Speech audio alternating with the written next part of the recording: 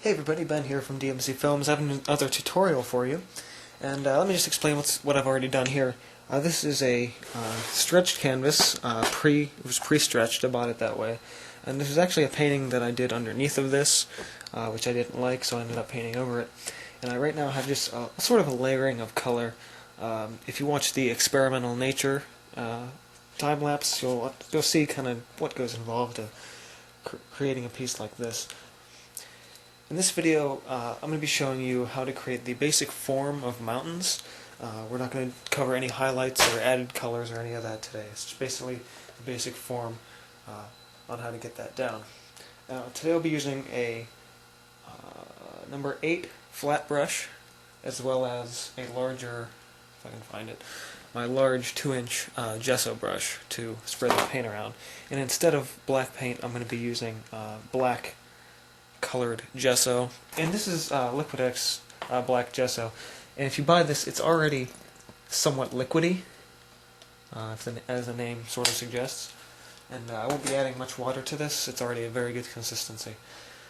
But for the first layer, actually, I am going to add a little bit of water because I'm going to do just a sort of behind our main mountain. I want to make sort of some hills.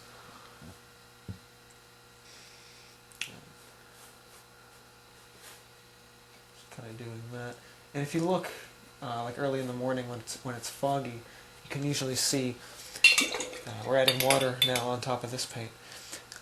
You can usually see in the morning that the distant hills have a further foggier, faded look to them, and so you want to try and achieve that on a painting as well.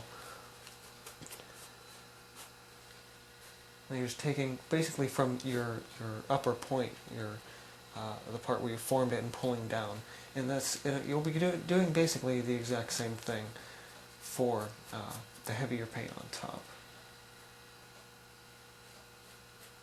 This is about a mid-range color-wise, or shade-wise. Anything more than this would be way too much. Add a little more paint to the edge of this,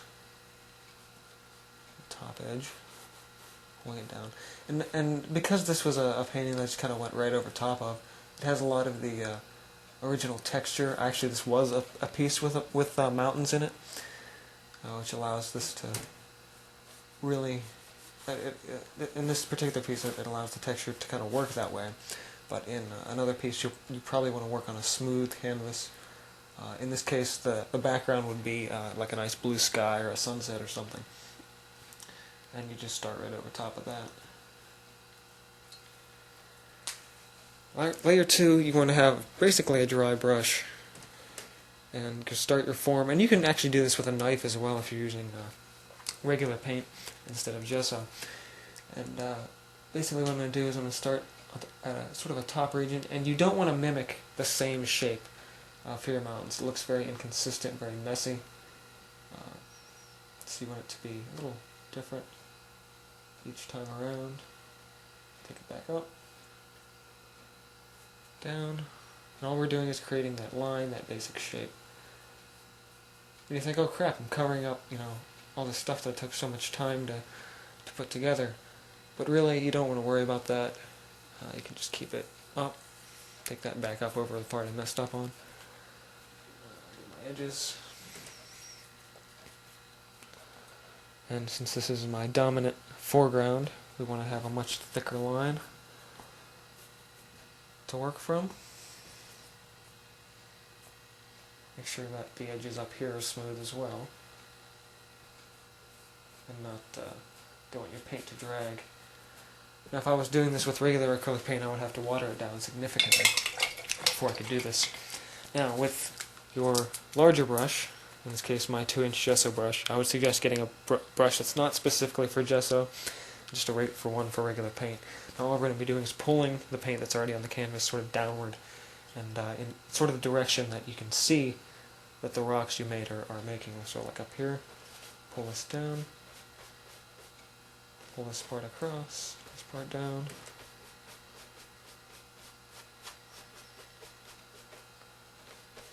In.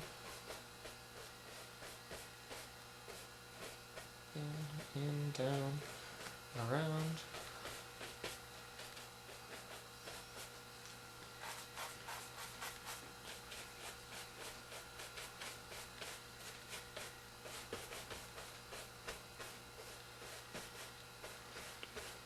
And the main peak, you want to have it come down a lot more.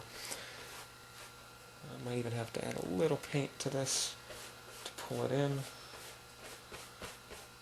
to get that base, sort of a wedge. A little more paint there. Pulling these down.